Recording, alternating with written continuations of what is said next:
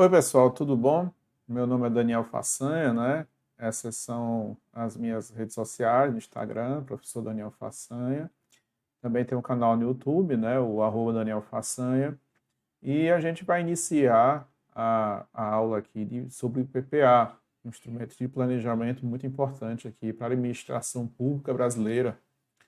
É um assunto curto, né, para concursos, e é o início, né, de vocês conhecerem quais são os instrumentos orçamentários, né, utilizados pelos governantes no nosso país, tá bom? Vamos começar aqui a nossa aula. Para introduzir aqui o nosso tema, é importante que a gente conheça, né, a estrutura, né, do sistema, cadê aqui o sistema de planejamento orçamentário brasileiro. Para concursos públicos, né, a gente precisa entender que existem três instrumentos principais, que é o plano plurianual, que é o objeto da nossa aula, né, o plano plurianual, a Lei de Diretrizes Orçamentárias, a LDO, e a Lei Orçamentária Anual. Né. Cabe destacar que, como a gente previamente você deve ter assistido a aula de princípios, né? Então, o princípio da unidade, né, que fala que o orçamento ele é único, né, no caso brasileiro, ele é único, mas como eu posso dizer, dividido, né, em três orçamentos, né, o orçamento fiscal, o orçamento de investimento e o orçamento da Seguridade Social, tá bom? O nosso foco aqui é o PPA e nós vamos, a partir de agora, falar especificamente sobre ele, tá bom? Cadê?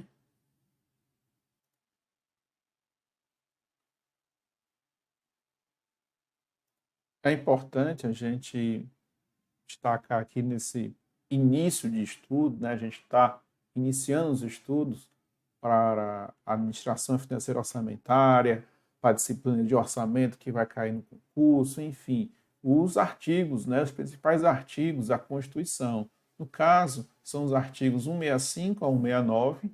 Nós também podemos utilizar a Lei 43.020, 4.320/64 e a LRF. No caso, nesta aula de PPA, a gente só vai ter elementos da Constituição Federal, tá bom? Quanto à questão do PPA, ela é uma inovação da Constituição, porque, juntamente com o LDO, tornou o nosso sistema orçamentário mais complexo. Entretanto, essa complexidade ela veio para ter um planejamento, né? Um planejamento a médio prazo, né? Baseado em quê? Em metas, né? Metas. E essas metas elas podem ser físicas, né? Físicas, a construção de 100 escolas, 300 escolas, enfim, a concessão não, a construção de casas populares, enfim, e a financeira, tá bom? Então, a gente pode, né, numa questão, falar que o PPA é uma inovação, sim, da Constituição 88, como também foi a LDO, tá certo? As três leis orçamentárias são ordinárias, tá certo? Elas são, por causa de serem ordinárias, são aprovadas por maioria simples e uma diferença entre as outras leis ordinárias é que elas são aprovadas em uma sessão comum, né? Ela tem um rito próprio, diferenciado, né? Um rito especial, onde essa sessão comum é a Câmara dos Deputados e o Senado Federal, tá certo? E considerando também que os votos são contados em separado, não é todo mundo junto. Apesar de ser a sessão ser comum, né? Não há a contagem de votos, ela é feita de forma separada, tanto na Câmara como no Senado, tá certo? Vamos seguir em frente. Vamos ver o que diz a Constituição quanto ao PPA, tá? Então vamos fazer a leitura do artigo 165 da Constituição Federal de 88. A PPA. A lei que instituiu o Plano Plurianual estabelecerá de forma regionalizada as diretrizes, objetivos e metas da administração pública federal para as despesas de capital e outras delas decorrentes e para as relativas aos programas de duração continuada. Ficou aqui meio, dá uma ajeitadinha aqui, em duração continuada. Aqui não era para ter esse, que é aqui e aqui. Tá certo? Então, nesse artigo são colocadas várias características do PPA. E aí a gente começa já a organizar o arquivo em um esquema, o artigo em um esquema. Tá certo? Então, para você memorizar, o que é o PPA? O PPA, para a Constituição Federal, ele é organizado de forma regionalizada, ele tem diretrizes, objetivos e metas, que nós chamamos de DOM, e temos a previsão de despesas de capital e outras delas decorrentes, bem como as relativas aos programas de duração continuada. Então, nós vamos ver cada ponto desse a seguir, para que você também entenda esse artigo. Seguindo em frente. O que significa um PPA regionalizado? Né? A intenção do legislador é que as regiões do país sejam, se tenham a questão do desenvolvimento, tenham um equilíbrio. Né? Então, para o PPA da União, geralmente se utiliza as próprias regiões do país. Né? Demais entes utilizam, por exemplo, as regiões administrativas. Tá certo? Com relação às diretrizes, quando no PPA se fala de diretrizes, nós estamos falando de elementos estratégicos, geralmente definidos no plano de governo. Então, também precisamos aqui associar que o PPA, né, como é que se diz? Ele tem como origem o plano de governo, né, plano da campanha. Quando o governante, né, toma posse, ele vai aprovar o seu PPA com base no plano da sua campanha.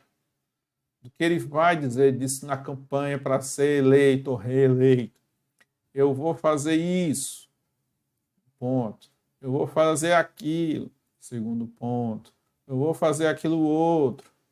Então, para que ele coloque esses objetivos para serem executados no seu, né, em parte do seu mandato, ele precisa fazer o seu PPA. Então, geralmente, plano da sua campanha, o plano de governo, ele está sendo refletido aqui dentro do PPA, já que o PPA ele é um planejamento de médio prazo. Quando a gente fala de médio prazo, isso é a maioria dos autores, tá bom? Então, a maioria dos autores falam isso, a médio prazo, tá certo? Vamos seguindo.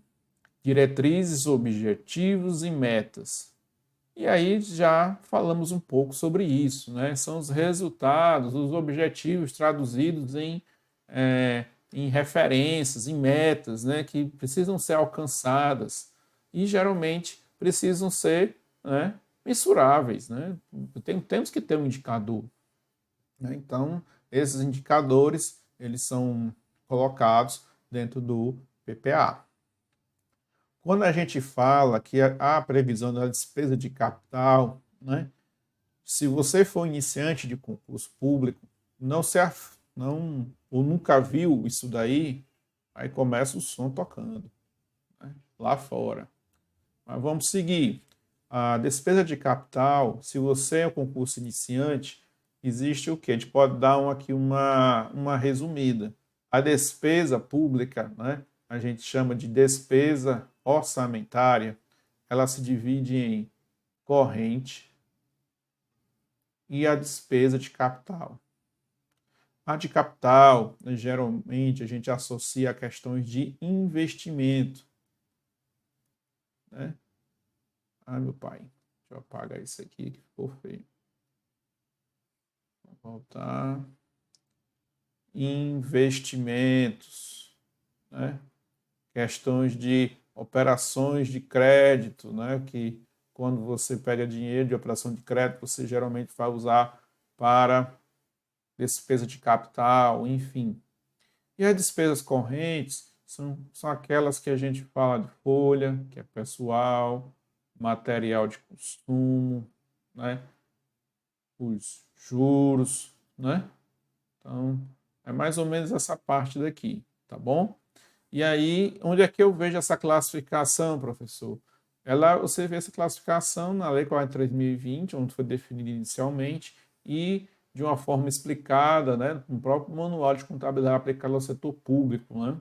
Então, a despesa de capital é subdividida em investimentos, inversões financeiras e transferências de capital, que como o nome já diz, né, elas vão contribuir para a formação ou aquisição de um bem de capital. Tá certo? Vamos seguir em frente. Tá. E a gente vai explicar aqui esse outro item, que é muito interessante. Depois a gente vai vir para esse parágrafo aqui. Quando no artigo, vamos voltar aqui ao artigo, né? A lei que instituiu o plano plurianual estabelecerá de forma regionalizada as diretrizes, objetivos e metas da administração pública federal para as despesas de capital e outras delas decorrentes. O que acontece? Quando você lê, você já pode ter deduzido. Quando vai existir a despesa de capital, eu vou fazer a escola aqui, uma casinha, né? E depois que eu fiz isso, que o governo fez, você precisa manter. Então, para a manutenção dela,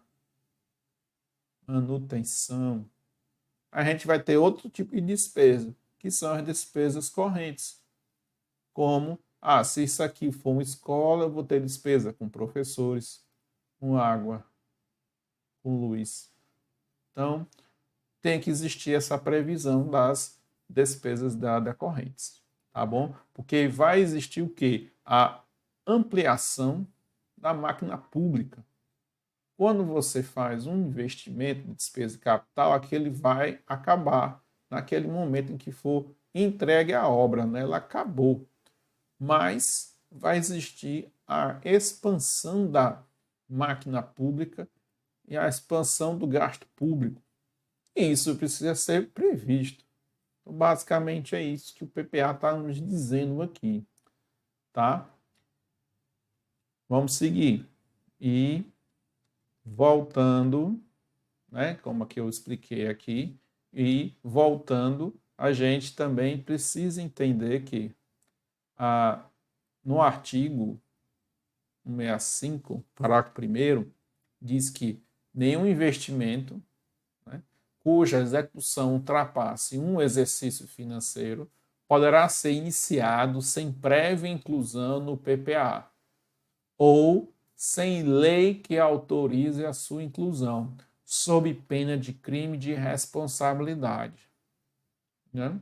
Então, a gente pode inverter essa frase e dizer, para memorizar também, é crime de responsabilidade. Né?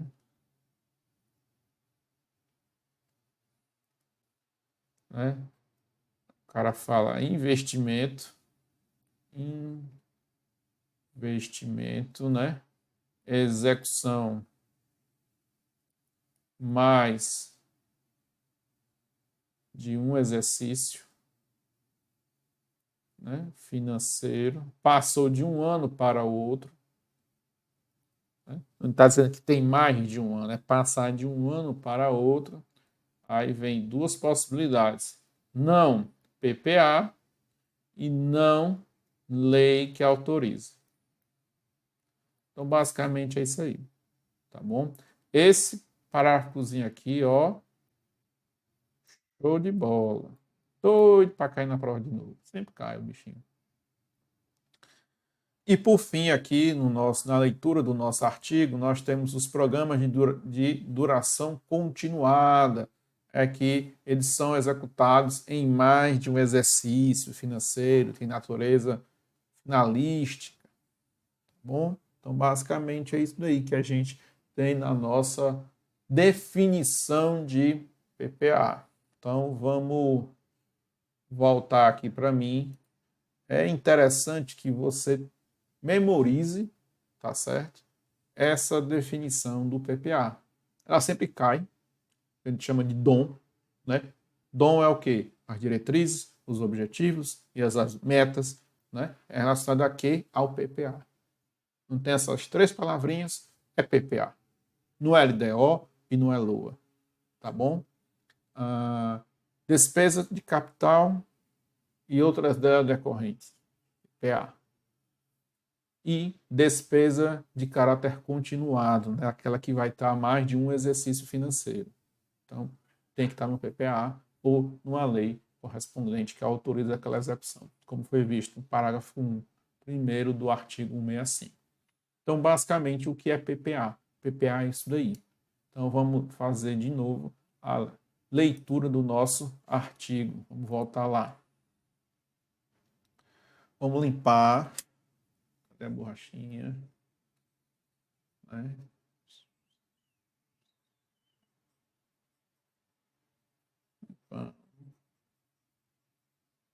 Vamos lá. Então, vou passar aqui o... Fica melhor. Então, o PPA vai estabelecerá, né, as diretrizes, objetivos e metas para a despesa de capital e relativas aos programas de duração continuada. Então, a definição ela é simples, ela é interessante, ela tem vários elementos para se você for a primeira vez. Então, isso daí. Cai sempre em concurso público as suas definições e é natural que quando você passe a exercitar com questões de concurso, seja FCC, FGV ou CESP, você acaba memorizando esse artigo porque ele cai tanto que são coisas passam a ser simples, tá bom? Então, vamos voltar aqui e a gente vai seguir na nossa aula e a gente vai conversar um pouco agora sobre a, sobre a vigência do plano plurianual. Como a gente falou, o plano plurianual ele é de médio prazo. Então a gente precisa verificar como é que isso acontece, tá certo? Não é uma coisa difícil, uma coisa simples, mas a gente precisa conhecer como está na Constituição e como ele está produzindo aí essa vigência no nosso ordenamento jurídico. Vamos lá. E agora a gente vai falar sobre a vigência do PPA, Plano Plurianual. O PPA, como a gente falou, é um instrumento de planejamento de médio prazo e ele tem um período de 4 anos.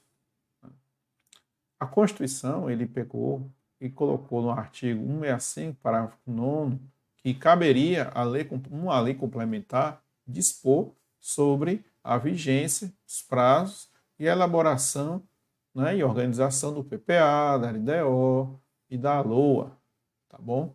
Só que isso não foi feito até hoje. A lei complementar não foi feita. Então a gente, o legislador constituinte, né, que colocou no artigo 35 da DCT esse remendo, né, enquanto não tiver a lei complementar, o que a gente tem que fazer? Né? Então, a gente, da leitura aqui, a gente extrai a informação. O projeto do plano plurianual, que terá, né, para vigência até o final do primeiro exercício financeiro, né, que vai ter a vigência até, né, cadê aqui, ó? Vou dar aqui, até o final do primeiro exercício financeiro do mandato presidente subsequente, quer dizer, o próximo, né, será encaminhado até 4 meses antes do primeiro exercício financeiro e devolvido para a sanção até o encerramento da sessão legislativa. Então, da leitura desse inciso, a gente verifica que o PPA ele terá vigência do segundo ano do mandato presidencial até o final do primeiro exercício do mandato subsequente. Então, é importante que você tenha a leitura desse inciso, porque se você tem que ler bem devagarzinho para poder entender, tá certo? Então, o projeto do plano plurianual para a vigência até o final do primeiro exercício financeiro, né? Então, até o primeiro, né? Tem 1, 2, 3, 4. Então, aqui tem um outro presidente, né? Então, ele vai ter vigência até esse ano aqui, né? Até o primeiro ano do presidente subsequente, porque o atual passou aqui todinho aqui, tá certo? Será encaminhado até 4 meses antes do encerramento, será encaminhado até 4 meses antes do encerramento do primeiro exercício financeiro. Então, tá aqui, ó.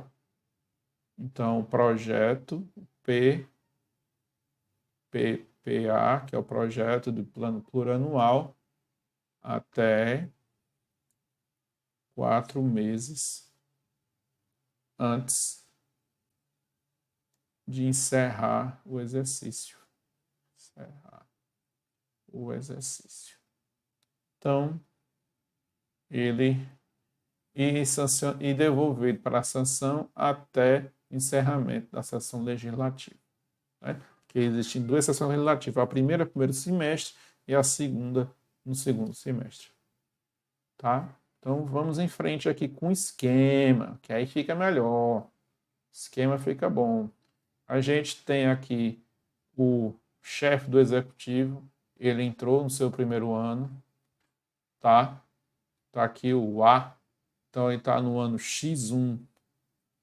Né? Quando ele vai para o ano 2 do mandato dele, né? Presidente A, está no seu segundo mandato, é o primeiro ano do PPA do chefe do executivo A, certo? Tá bom? Então ele faz aqui o PPA novo, que é plano, projeto de lei do PPA, aí ele vai aqui se transformar em realidade. Então aqui é o PPA mesmo. E aqui vai ser o último ano, né, o 4º ano do PPA do chefe do executivo Z, que já foi embora, tá certo? Ele não é mais ele. Ou aquele que foi reeleito, pode ser até ele mesmo. E assim pronto. Então ele está nesse sentido. E aí passou 1 ano, 2, passou o 3º, passou o 4º e o nosso amigo aqui não é mais presidente, né? Então a gente vem aqui, tem um novo presidente. E vai ser agora o primeiro ano do chefe do executivo, chamado B. Só que nesse ano, nosso amigo aqui, ele vai estar executando o PPA do chefe do executivo anterior, o A. Então, basicamente é isso, tá bom? Então, espero que tenha ilustrado bem essa diferença, tá certo? Então, é meio que descasado, né? São 3 anos mais 1, né? Então, é mais ou menos isso daí, tanto para um lado como para o outro, tá certo? Então, é isso. Além disso, a gente tem a questão dos complementar aqui o nosso estudo, é o projeto de lei em si. O envio do projeto de lei por parte do Poder Executivo, ele é feito o envio até 4 meses para o encerramento do exercício financeiro, que no caso é o dia 31/8, né? É um prazo para a União, A devolução para a sanção, né, do presidente, né, o Congresso vai votar até o encerramento da sessão legislativa, é devolvido para a sanção, que seria no dia 22/12. E aí o presidente tem um poder de veto. O presidente pode vetar totalmente, como qualquer lei, ou parcialmente, em até, no caso, 15 dias úteis do recebimento. Tá? Então, o PPA tem esses prazos aqui. Como é relacionado à Constituição Federal de 88, está relacionando ao Poder Executivo Federal, por simetria, tanto estados como municípios e o DF podem, né, ter seus prazos. Tá bom? Inteiro, né? Peço aí que nos sigam nas redes sociais, aí tá o Instagram, o @professor Daniel Façanha, tem meu YouTube, @Daniel Façanha, se inscreva no canal, que para vocês receberem aí as notificações de novos vídeos. E é isso, o PPA basicamente não tem mais o que se ver, e só agora responder perguntas e memorizar o que tem com relação a esse assunto. Tá bom? Então, até mais e um abraço a todos.